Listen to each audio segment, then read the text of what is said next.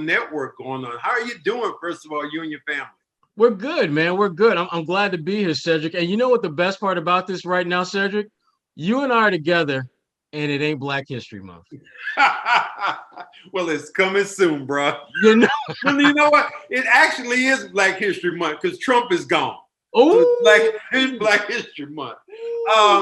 Let's talk a little bit about, how you've been doing, the pandemic, what you've seen. I talked to your guy for a while, and who was down in the bubble, and Gary Washburn just told me all kind of great things about how the bubble life, your life has changed because you've moved on from a former station.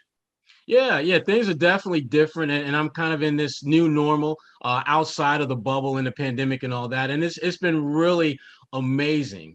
There's a couple different things I'm in the process of working with. Obviously, joining the CLNS Media family is one of those things which I'm really excited about.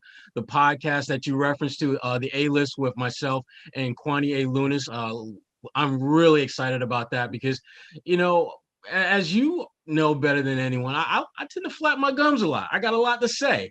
And this podcast is going to allow a lot of those conversations that I've had off to the side or in the corner of the cafeteria at the Celtics game to actually come to life. It will make some people uncomfortable.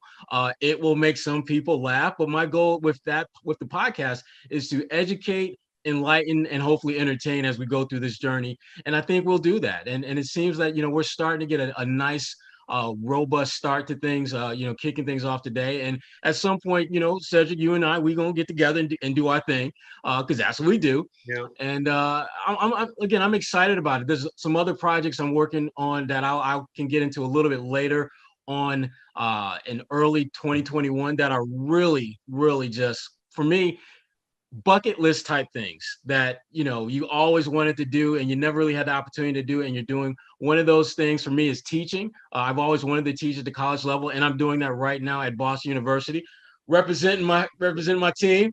And so again, there's a lot of, this is just an exciting time for me, and that's really, as tough as the pandemic has been for so many of us, for folks like myself, it has been almost reinvigorating, allowing me to try some things and look in some places to advance my career and to things I want to do, and not have a lot of the layers to kind of go through and frankly have the time to do now. That's one of the things I said. I think there was a line that they wanted me to write about you, and I said, truly, my friend, my brother, but what he's going to do, he's going to shed light on the truth. And I think that's in today's world, that's all you want. If somebody comes up to you and tells you the truth, what more do you want right now? Right. Because when you get the truth told to you, it's like, okay, well, now I can deal with everything else. I don't have to deal with this is the way it is, and this is how the world is going. Right. And we get into those conversations. With our very first episode, we talked to Mark Spears, who was down in the bubble as well. And him and I, we had a conversation about just how athletes are going to utilize that platform that was in a very confined space. How are they going to do that going forward? We also talked about the Lakers, and he had some very interesting things to say about how they won their title and how, frankly, the path that they took, even though people talking about how challenging it was to win it in a bubble, he had some insight that shows a different side of that. And I hate them. Oh, I'm sorry. Did that come across? I'm sorry. My bad. Damn. You got exactly. me. When people get all excited, I just have my best friend whose birthday is today, one of my line brothers. Mm-hmm. And he said his birthday was today. And he was telling me, he said, well, how is it going to be now that the Clippers are going to have to watch the Lakers get their championship rings? I said, that won't happen. I said, them dudes will be back in the locker room someplace having some tea or having some sandwiches. Ain't nobody going to watch that. Right. And even if they could watch that, Cedric, like the Clippers don't know what that's like. That's all they've ever done. Watch other teams win championships because they don't do it. So ain't nothing changed there. Nah, status quo.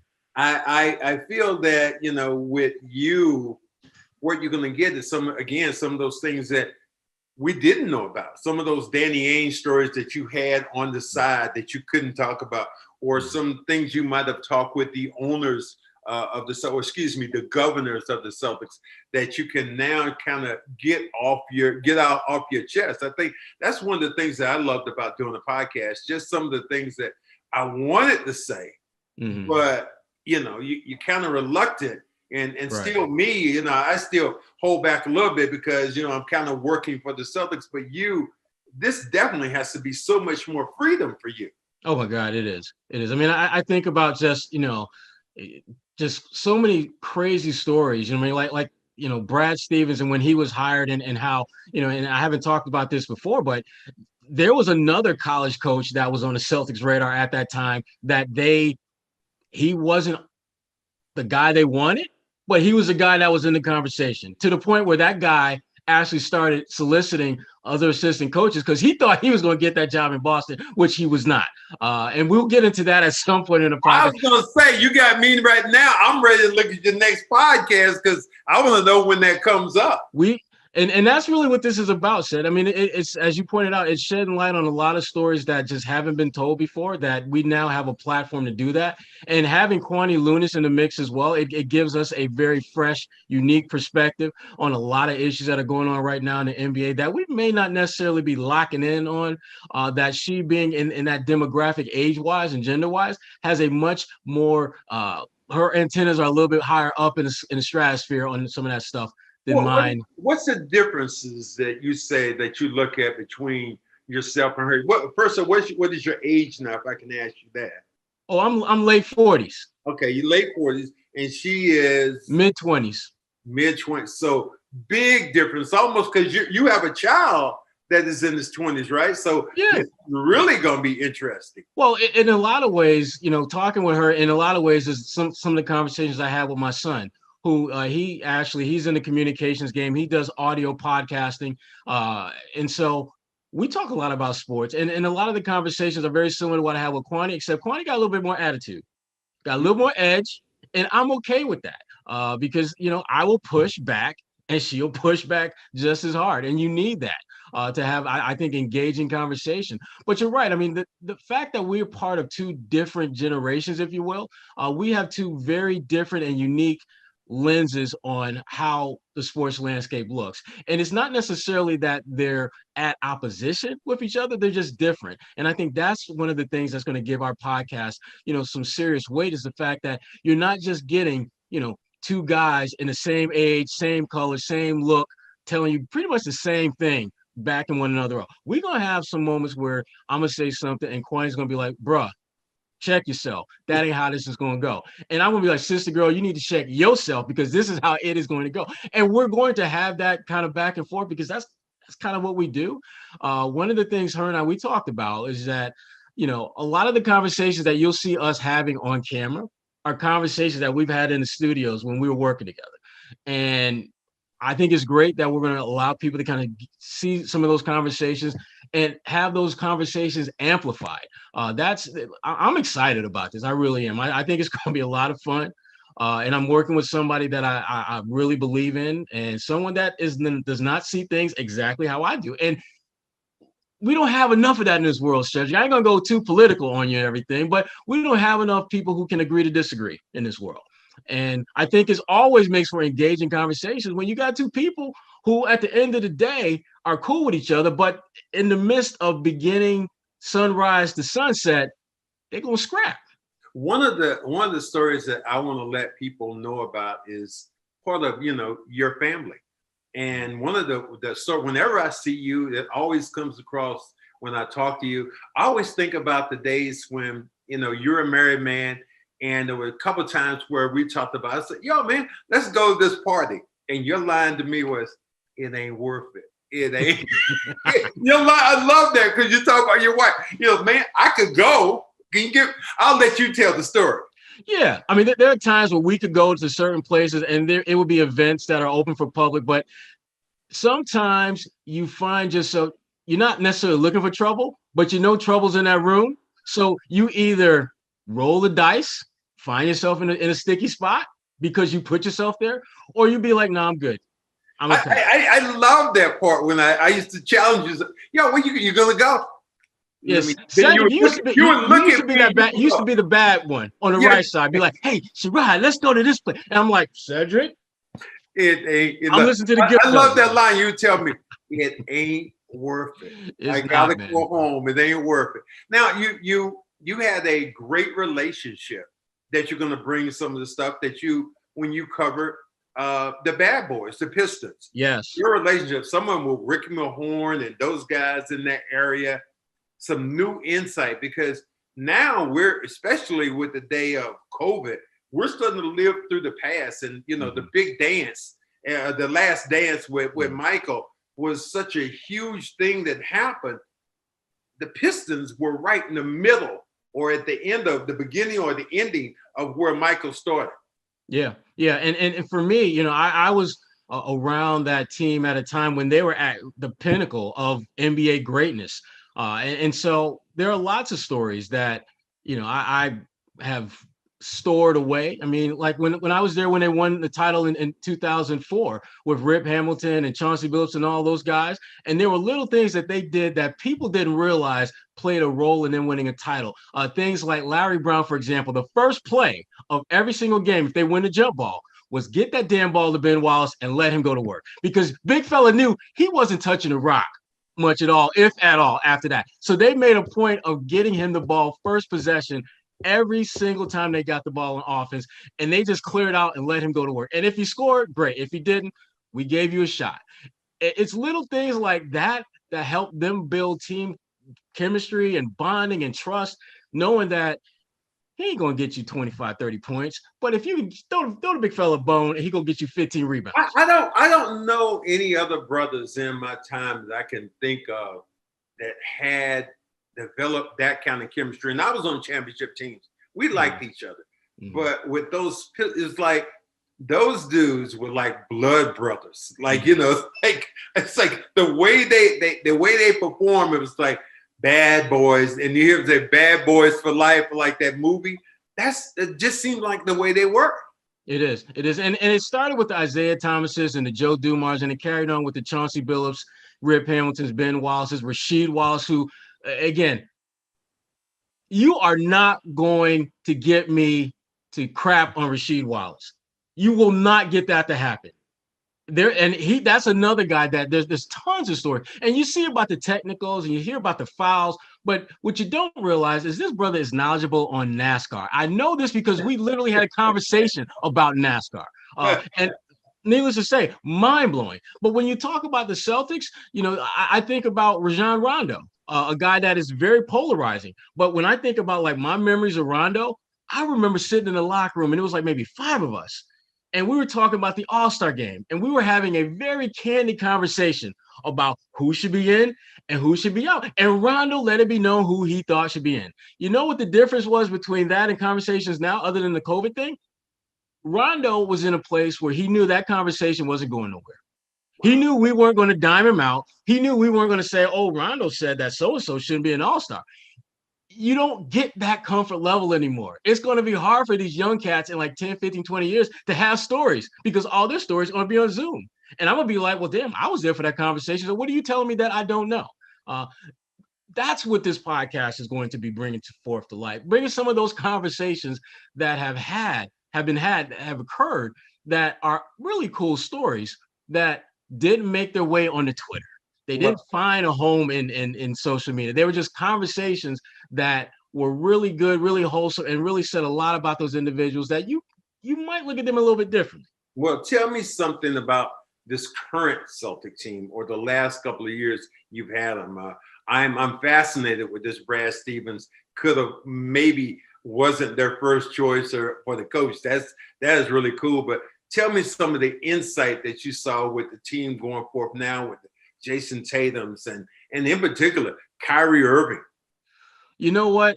Kyrie is a hard one for me because it's like there's so many things about him that I genuinely like as a person. Let me ask you this. Are you a pawn?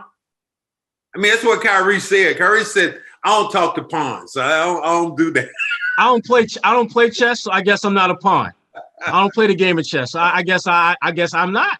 But the thing about there's so many things that he says that I really agree with. But no, he can't help himself but take it that one step too far. And it's just like, I got to back. It's, to me, it's like having that guy at the poker table that is doing a really good job. You're like, man, he's really playing his hands well. And then just when you're really ready to compliment him, he gonna go all in and ain't got a damn number of red in his hand. Ain't got a high card to first. You thinking you went all in for that? You went all with that hand to play? So he's a tough one. But the thing about Kyrie and the thing about the Celtics that I'm thinking more and more about, and you, I think, have some perspective on this. I think there's a difference between establishing a winning culture and establishing a championship winning culture. I think the Celtics have a winning culture. I'm not convinced it's a championship winning culture, because when I look at the teams that are winning championships, there are things that they're doing that Boston is not. There are players that they're attracting, Boston is not. And maybe most important, Seth, players they're able to retain that Boston cannot. There used to be the issue where the Celtics could not get any superstars to come here. Now they can't get anyone to stay. It's a problem that I think is going to keep them at least a layer or two from being a championship winning culture. Look at the Patriots. I mean, granted, this year's a down year, obviously, but when you look at the guys that kind of rolled through here before, guys like Randy Moss, guys like you start going down the list of guys who were here for a hot minute, did the damn thing and bounced. That's what championship winning cultures can bring. But didn't this Jason Tatum signing, did that not squash some of that noise about not retaining and keeping your star players? No. And Brown. No, because those, they don't know any different. Mm-hmm. It's not like they had something to compare their experience in Boston to when they were making a decision whether to re-up. When you're Al Horford, you've had Boston, you've had Atlanta. The money was an issue. We know that. And he got his money. And now he's in Oklahoma City trying to do what he does. Kyrie Irving was in Cleveland and Boston. He had a choice. He had different options as far as his experience was concerned. Gordon Hayward was in Utah, was in Boston. He had something to compare his experience in Boston to. All of them did. And ultimately, they decided that they were better off going somewhere else than staying put in Boston. Well, with the two guys you talk about, when you talk about Al and you're talking about Gordon, to me, it was just about the money. It was about the money. It wasn't about the culture, other than the fact that I do believe in Gordon's case that Gordon looked at himself, and that you could hear it with his wife. He became maybe a fifth and maybe sixth player option. And I think that bothered him. Yeah. But with Kyrie, the uniqueness of that situation is what makes Kyrie happy. And It's almost to the point where I believe the Celtics, to a degree, I looked at some of the things that are said right now about James Harden. I don't think the Celtics were that bad, but they talked about James Harden saying, well, we get in a town and I want to stay overnight, and they would change their plane schedule, or they would do different things. Even there were things heard about Kyrie is like when balls had to be signed for underprivileged kids, Kyrie said, well, I'm just not interested. And it wasn't like he was pissed off at anybody, but I think sometimes you give players that you want to keep so much leeway that they it's almost like a kid. You're only going to give your son so much leeway.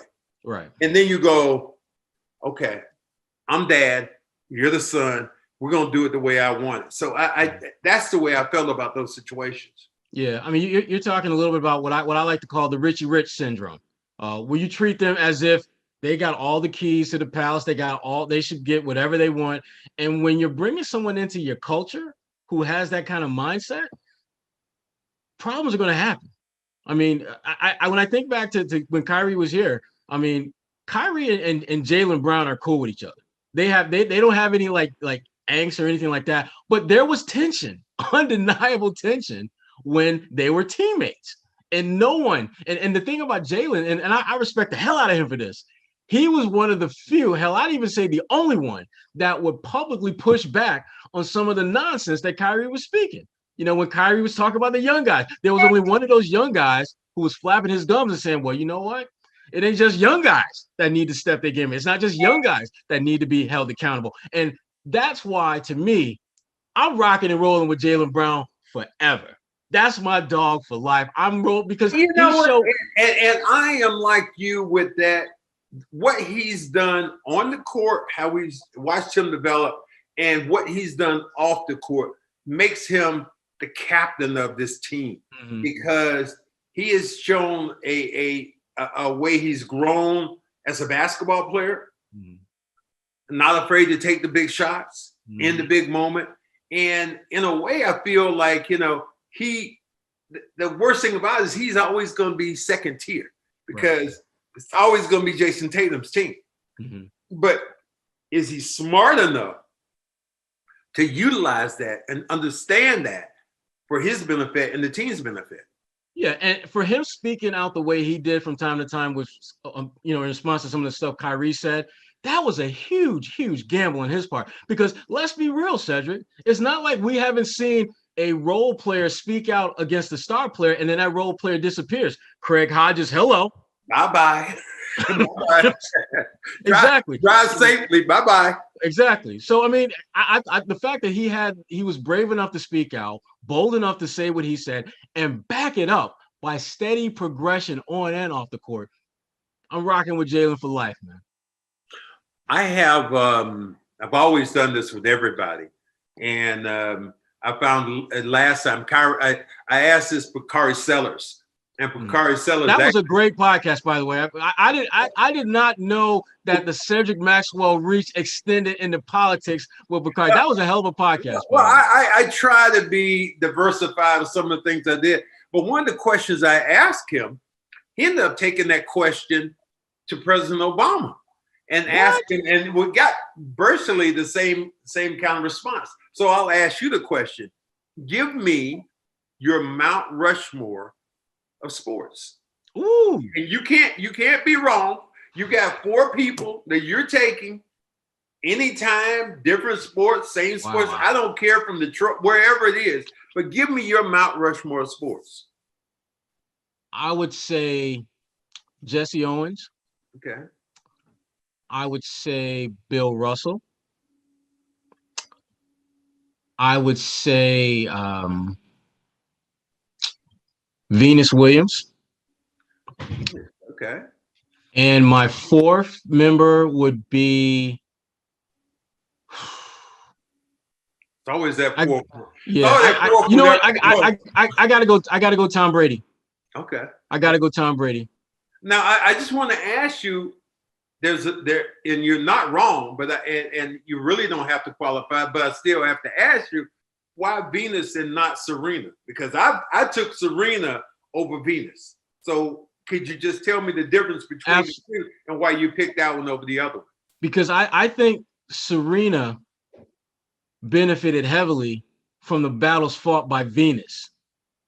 Even though they were kind of in the same period of time, Venus was the one whose star took off first. Venus was the one that was dealing with a lot of the criticism and second guessing and a lot of the racism that Serena dealt with to a certain extent, but Venus had to deal with that first. And because she dealt with it first, I thought it helped Serena better handle it when she had to go through some of those issues. And now, if you're talking about who was the better tennis player, Serena, hands down. You will not get any pushback from me on that. But in terms of being an elite, difference-making, game-changing athlete, I'm convinced that if it wasn't for Venus, Serena would not have been able to extend the way she has. And Naomi, who is just killing it, I mean, killing it in the tennis game right now, would not be where she's at. And to me, Venus is the blueprint that they followed and tweaked to their own game and modifications to where they're all great. But Venus, to me, I got to rock with her. Wow, that is such an interesting take on some of the people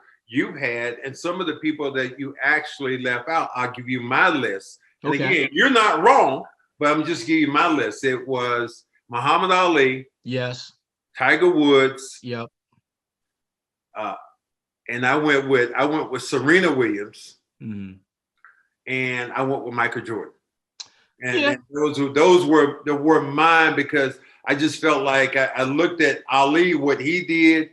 Tiger Woods gave the masses who had never even thought about golf being cool, an opportunity to show a whole nother light to young Black kids who had never played before. And I just thought that was just something that really struck me during my time. Yeah, Muhammad was a tough one to leave off. You said about Jesse Owens, he had to fight. He was fighting Hitler, and he was fighting the whole Nazi regime. I just think that was. I mean, that would have been just like Joe Louis, another one. Just so many great ones that you have that just defy, time or who they are. Yeah, and that's the cool thing about having Mount Rushmore is that, to your point, you can't really screw that up. Everyone that you mentioned would easily is deserving of being there. Muhammad was a tough one for me to leave off because I've always respected the position that he took. I mean, just to give you a little background about me, my dad was in the Army for 25 years. I come from a long line of military folks. At one point, when I was in high school, I was seriously thinking about West Point. West Point had actually started reaching out to me back when I was in 8th grade to see if I was interested in attending there. So I've always had this deep amount of respect for the military. But the one thing that people, I think, lose sight of when they talk about Muhammad Ali is that what he was doing was expressing himself and what he wanted to do and not be involved in a war that he just didn't believe in.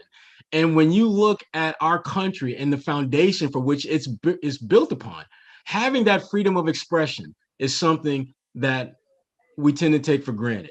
And Muhammad Ali, whether you agree or disagree with him, was willing to fight that battle. And ultimately, he was deemed to be someone whose fight was worth it. And it's funny how in that moment, people was hating on him left and right. But over time, they accepted him. And Kaepernick, hating on him in that moment when he's kneeling. And now you got the damn commissioner coming out saying, all Black Lives Matter. Didn't matter August 26, 2016, but they matter today. To me, those are the people that when I think about leadership and I think about lifetime difference makers, people who just move the needle in a way that the needle will never be moved before, those are the ones that I have the utmost respect for. The ones who stood in the middle of the storm and did not budge. When everyone else is flying around, getting behind them, getting in front of them, they just stand like, this is my position, I ain't budging. Boom. Much respect. This year, 2020, has been, I guess, in my lifetime, in your lifetime, the most unique, the most challenging, the most emotional. What did you get out of 2020? Black Lives Matter, Kobe Bryant dying. It's just like, you go to a month and you pick a day and boom, you got some instant, not a classic, but just something that is fantastic. Yeah, this year has been like any other because the one thing that I really appreciated was just how there really seemed to be, and I did a webinar series on this earlier called Innovation in Isolation, just looking at how people are changing, modifying what they're doing in this, this period of separation, social distancing and all that. And I look at people who, for example, could make masks in their kitchen. And all of a sudden they're like multimillionaires. I look at, groups and people coming together in ways they've never came before. I remember, like, for example, when they were protesting in Boston, and I was there with Marcus Smart, and him and I were walking, just up and down the streets together. And we, at one point, there must have been like maybe, I don't know, 17, 18 white people just went past it. And we both had this look like, damn, it's a fight. That the fight that they're in now is one that we're used to being in. And when I say us, I mean like Black folks. The protests amplified, this is not just our fight anymore. And I don't know if that same energy is present at this very moment, but there was a point in this summer when it was a fight that Black, white, Native American, Latino, there was this universal collection of energies coming together in a way I'd never seen before. And it's just in my experience, white folks are kind of the last ones to show up to these kind of parties. And yet here, me and Marcus are walking up and down, and we go past like 17, 18 white people, and we just have this look at just like, did that just happen? That was like, that's when I think about 2020, that's one of my big takeaways is that there was at one point a unification of people that we had not seen in a long time. And I just pray that we can continue along those lines. I love the fact that players held owners a little bit more accountable, getting them to move the needle in ways that they probably didn't want to. I mean, I don't think owners wanted to open up their arenas for polling places, but the players pushed for that, and they got that. I'm pretty sure the owners didn't want to commit all those millions and millions of dollars to all these different organizations and groups, but the players pushed for that, and they got that. So I just hope that same energy we saw in the bubble can transfer itself outside, because one of the things that I thought Mark Spears, who's on our first A-list podcast, he made a great point. I just hope that that energy in the bubble doesn't burst. That's what I'm hopeful for. So I find that to be very unique, because I was born in 1955. So the time that I look at that you're talking about that seems like it's almost in a mirror is the 60s, because you had those same people marching for civil rights. You had all these people. You had Jewish people and Black people and in Native Americans and down the line all together. Now, push forward to now, 2020, I'm starting to see that same coalition kind of come back together, which to me is so unique in the craziest way. Yeah, it is. And that's, my mom was born around the same time as you, and that's one of the things that she was telling me about. Oh, that hurt. Oh, damn, that hurt. Damn, that hurt me then when you said that. Your mom was young. She was a young woman. She was a young woman when I came into the world. Young woman. Let me just put like you a young man. You're on right now. But it is true when you think about those times of being and you. Do you remember a time when I just think that we have all had this as Black men, when you looked at yourself and said, damn, I'm Black. And it just came to you just like, and you're in a room, and you and I are in kind of, very similar environment. The fact that we're here in Boston, and I've been here for my broadcasting career. This is my 25th or 26th year. And for my side of it, being an analyst, I've seen very few people that look like me. You as a writer, you've seen very few people who look like you and all have a different opinion. Did that strike you in that way? You know what? It didn't, because when I was in Detroit before I came here, I would come to Boston a couple times a year. And other than you, Willie May, I really didn't see any Black people in any way, shape, or form involved with the media. And so that was what I went into this eyes wide open expecting. I came here expecting things to be so much worse than they were. And the one thing that I tell people, about my experience in Boston, is that you have to have the ability to discern between the community of Boston and the Boston Celtics when you're talking about diversity, because the two are not one and the same. When you look at the Celtics from a historical standpoint, when you talk about diversity, it is not anywhere close. It's a complete 180-degree difference between them and the community of New England, which has not always been as open-minded and forthcoming to people of color as the Celtics as an organization, for the most part, have been. Now, can they be better? Absolutely. And they know this. And the Celtics can be better. The community can be better without question. But the hits that the Celtics as an organization takes from the outside when it comes to diversity, I just think a lot of that is unfounded. And frankly, it's just wrong. Yeah, I've heard that from fellow players before, or I had a podcast and did it with James Worthy, and that's what he and I were talking about. It's like that racist ass Boston. He said, I had an uncle who was there. I was a big Celtic fan, but as I tell people, I said, Boston does not have a monopoly on racism. Right. As some people like, oh my God, you're from Boston. Oh my God, some of the worst things have happened to me, not in Boston, but in LA, when I was living in that, when I played for the Clippers at the time. So you see all these different things in your life, and Boston isn't that damn bad, or comparably so.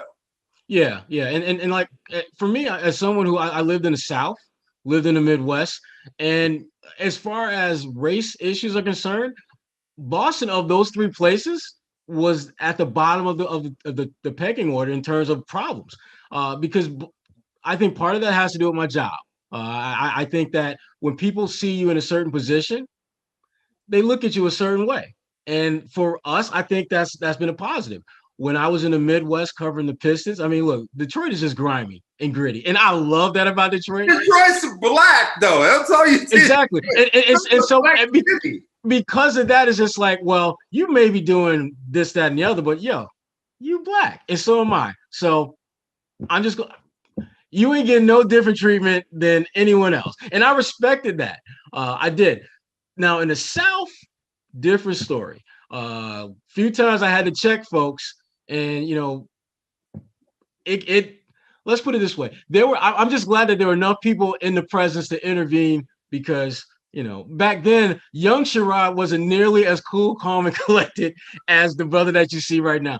That dude was about that life. If you push that button, because remember, I grew up in upstate New York, and you know, everyone was treated like everyone should be treated. Had no issues. From there to the South, like,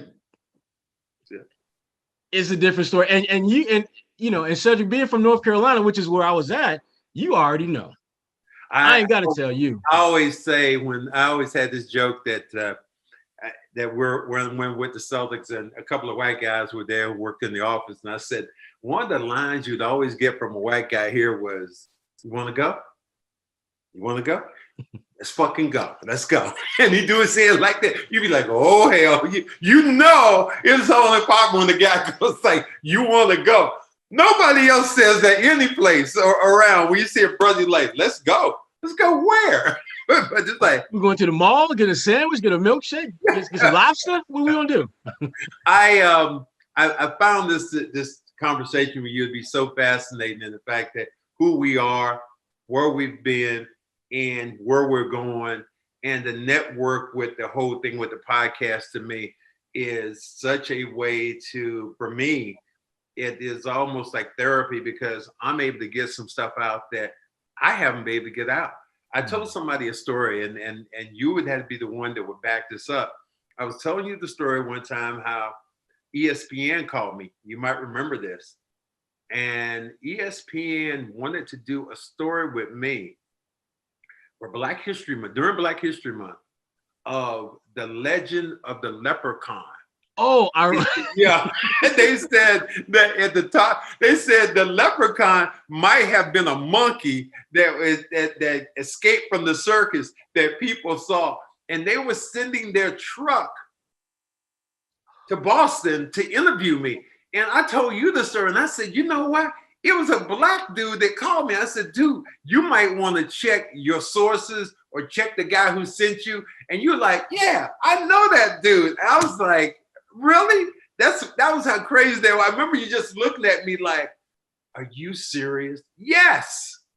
And this happened no more than about 5 years ago. Yeah, I remember you telling me about that. And it took me a minute to marinate on what you said. Because it didn't really, I'm like, no, he didn't say something about no damn leprechaun monkey. This must be like one of them weird out of body things where I'm in the press room right now, but I'm daydreaming about some nonsense that ain't happening. Let me snap out of it. But you was right. You was real. That was real. Again, this is the thing that I talk to a lot of people about, is that when you are looking at diversity can't just be a color thing or a gender thing. It has to also encompass an ideological thing. Diversity of thought is something that we don't think enough about.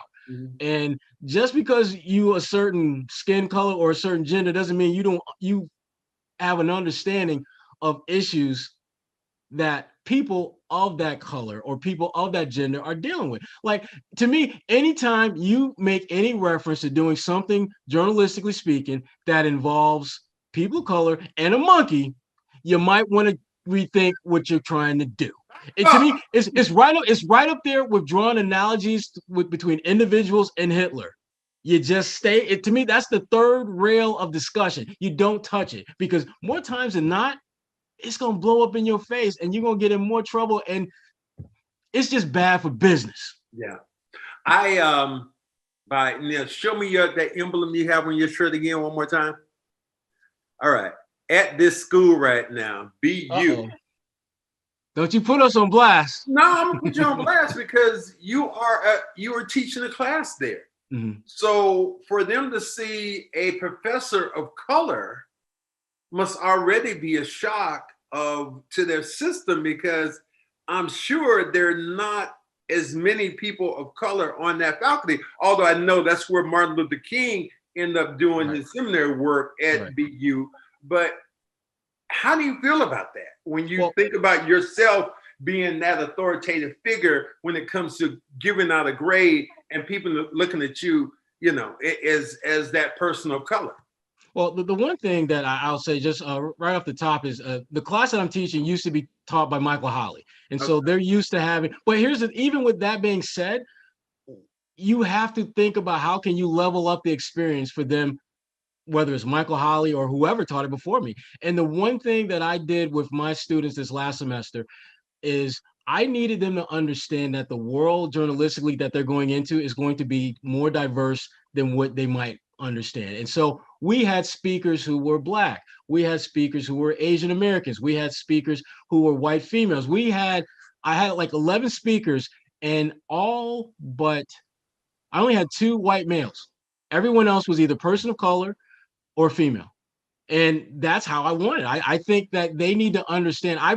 To me, that point, if they only took one thing out of my class, it would be that you are going into a world that will be very diverse. And the sooner you understand that, the better off you're going to be. And the only way I can get you to understand that is for me to bring in Asian Americans on camera, Black women who are producers, other women who are doing podcasts in sports specifically, and just making their experience one that you come away feeling as though, oh, I guess everyone ain't going to be like me. So you're saying really this is the good old boy network is starting to die. I know it's still there, but it's starting to die down.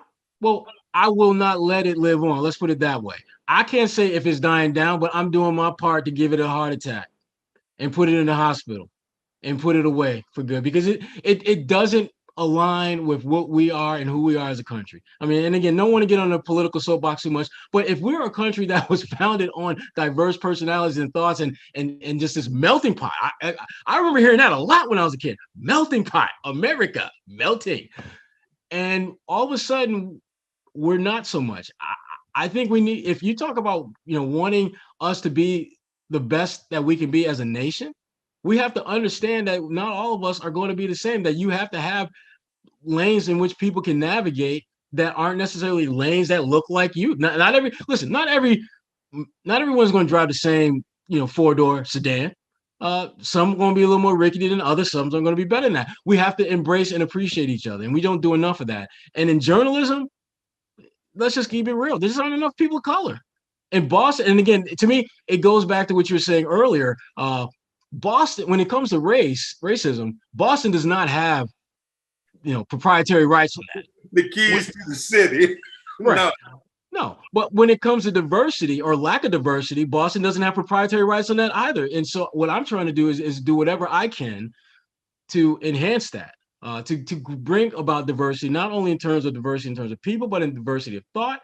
I'm with the National Association of Black Journalists Sports Task Force. I'm the chairman of that.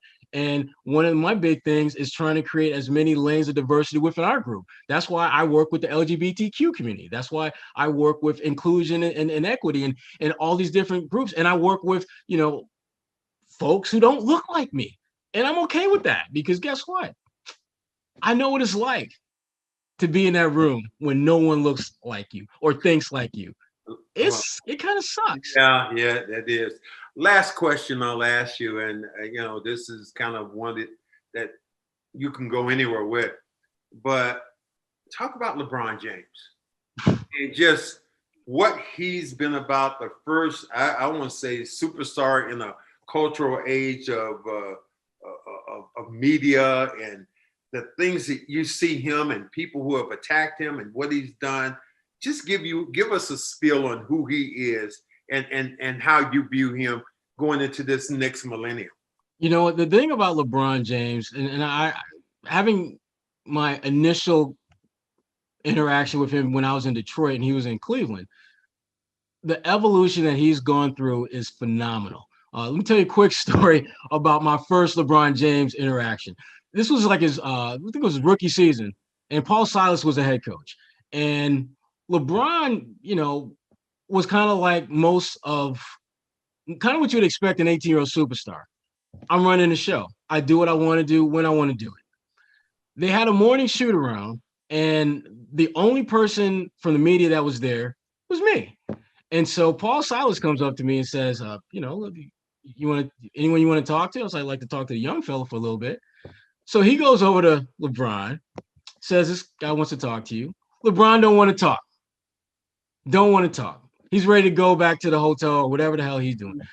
Paul is not having that. Paul says, you're going to talk to him. And I'm not going to get into Paul's exact words, but it's something to the effect that he has a job to do. He's trying to do his job. He's not going to keep you long. Get this man 5 minutes so he can do his job. And it was one of the worst interviews I've ever had because LeBron was in that kind of 3 words, 4-word, 5-word responses. And then about maybe after 2.5, 3 minutes, he started giving me something a little bit more. And he wasn't bad. He wasn't bad. And I just remember it wasn't too long after that Paul got fired. The lead in, here's the lead into this. You don't tell LeBron what to do, okay, or who to speak to. And guess what? He got fired. And I bring that full circle because that to me was LeBron at just a very immature stage of his growth and development. And to see where he's at now, where he is putting so many others ahead of himself. And I'm talking not off the court. I'm talking about just his work with schools, his work with just being more engaged politically speaking. And obviously what he does on the floor, he's just phenomenal. He's the greatest player of this generation. But for me, I look at him a little bit different than most people because I think back to that moment when he gave me that real, I'm going to talk to you, but only because my coach at the moment is telling me to do this, and see where he's at now. I'm blown away by how much he's grown because from that initial impression, I thought this guy was going to be a jerk and a straight up a-hole for his entire NBA career. And LeBron, you can say a lot of things about him, but LeBron, the man, the leader, the philanthropist, I mean, I'm all on board with that. He's been phenomenal for the league and for, frankly, for Black men, really, as far as role models. Well, I'm going to give you a due and say thank you for being on my podcast. And this is Sherrod Blakely, who's with me and has his own podcast. So all my listeners and all my viewers, I want you to go in because I'm going to go in because I want to hear this Brad Stevens story about Brad might not have been the choice, or if he was, who was the second guy? So I can't wait to hear that information. You don't have to let it out, brother. You have to give me a clue like a brother. Yo, man, come on, man. Let me in on a little bit. Let me put this in the chat. Let it go. So thank you again for coming on with me. I appreciate it. No problem, sir. A-List Podcast, Sherrod Blakely, Kwani A. Lunis, all apps, all your podcasting apps, we are there. Thank you, my man. Appreciate it. Peace out.